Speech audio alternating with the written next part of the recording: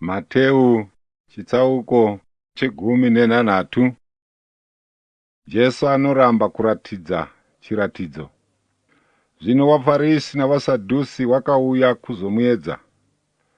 Vakamukumbira kuti avaratidze chiratidzo chinobva kudenga. Asi akapindura akati kwavari, panguva yamadekwana munoti, kuchachena nokuti denga rakatsuka. Pamangwanani munoti, nhasi kuchatinhira nokuti denga rakatsuka richisoka. Munoziva kududzira zvinoonekwa mudenga, asi hamugoni kududzira zviratidzo zvenguva. Rudzi rwakaipa rwoupombwe runotsvaga chiratidzo, asi harungapiwi chiratidzo kunze kwechiratidzo chaJona.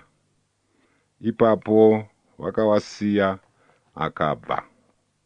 Jesu anonyunyuta kusanzwisisa kwavadzidzi. Zvino vadzidzi vakaenda mhiri, vakakanganwa kutora zvingwa. Jesu akati kwavari, tarirai muchenjere mbumviro yavaFarisi neyavaSadhusi.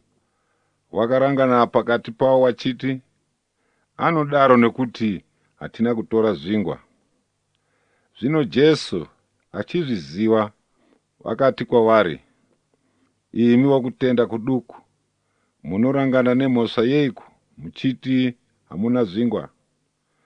Hamunzwisisi nazvino here? Kana kurangarira zvingwa zvishanu zvawanhwa nezviuru zvishanu namatengu amakawana kuti aiva mangani? Kana zviya zvingwa zvinomwe zvawaiva nezviuru zvina namatengu amakawana kuti aiva mangani? Hamunzwisisi neiko kuti handina kukutaurirai pamusoro pezvingwa? Asi muchenjere mbumviro yavaFarisi nayavaSadhusi. Zvino wakanzwisisa kuti haana kutaura kuti wachenjere mbumviro yezvingwa, asi kudzidzisa kwavaFarisi nokwavaSadhusi. Petrosi anopupura kuti Jesu ndiye Kristu. Kuzoti Jesu asvika kumativi enyika yeKasaria Firipi, akabvunza vadzidzi vake akati, vanhu vanoti mwanakomana womunhu ndianiko?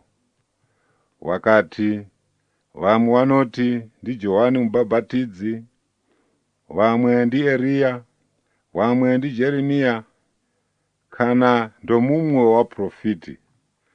Akati kwavari, ko imi munoti ndinani? Ipapo Simoni Petro akapindura akati, ndimi Kristu mwanakomana waMwari mupenyu.